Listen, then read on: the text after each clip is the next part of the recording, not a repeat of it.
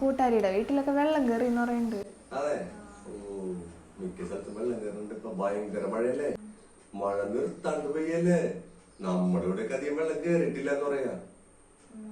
തെക്കൻ ജില്ലകളിലൊക്കെ പത്തനംതിട്ട, കോട്ടയൊക്കെ വെള്ളത്തിൽ മുങ്ങിന്നാണ് പറയുന്നത്.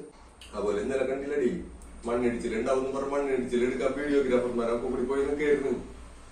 ഒറ്റടിയിലാണ് മണ്ണും വെള്ളവും ചെടിയും ഒക്കെ കൂടി ഇവരമേത്തിക്കൊക്കെ വന്ന് ക്യാമറയൊക്കെ നശിച്ച് ആകാരമായി.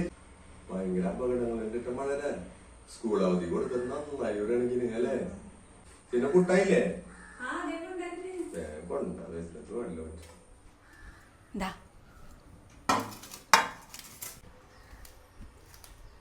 പുട്ടിന് കറിയുണ്ട്.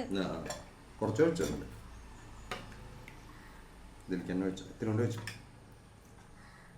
നല്ല വറുത്തരച്ച മസാലക്കറിയാണ്. മോൾ കൊഴിക്കട്ടെ വേണ്ടേ? ഇതൊന്നും പുട്ട് തന്നെയാണല്ലോ. എടി ഇന്നലെ എടി പുട്ട് അഡ്ജസ്റ്റ് ചെയ്യുമോളെ. എല്ലാ ദിവസവും പുട്ട് എനിക്ക് മതിയായി പുട്ട്. ഇന്നലെ അമ്മ അരി ഉഴുന്നും വെള്ളത്തിലിട്ടതാ, പക്ഷെ അരക്കണ നേരം ഇപ്പം കറണ്ട് പോയി. എന്നിട്ട് ഇന്നാണ് കറണ്ട് വന്നത്. അതാരണാടി. നാളെ അമ്മ ദോശ ചുട്ടുതരാം. ഇപ്പം മോളിരുന്ന് കഴിക്കി. അമ്മ അതേ ചായ എടുത്തുകൊണ്ടുവരാം. ചില കുട്ടികൾക്ക് ഭക്ഷണം കിട്ടാൻ തന്നെ ഇല്ലാണ്ട് അറിയണ പിള്ളേരുണ്ട്, മനസ്സിലായ. പുട്ടൊക്കെ കിട്ടാൻ തന്നെ ഭാഗ്യമാണ് കാലത്ത്. അതല്ല, ഇത് എല്ലാ ദിവസവും പുട്ടാവുമ്പോഴാണ് നമുക്ക് ഇങ്ങനെ ഭക്ഷണം കറക്റ്റ് ആയിട്ട് കിട്ടുമ്പോ അങ്ങനെ തോന്നും. അത് നോക്കണ്ട, ഇത് കിട്ടാത്ത പിള്ളേർക്ക് ഇതൊക്കെ കഥനക്കട്ടേനും കിട്ടുമ്പോ. നമ്മുടെയൊക്കെ ഭാഗ്യം.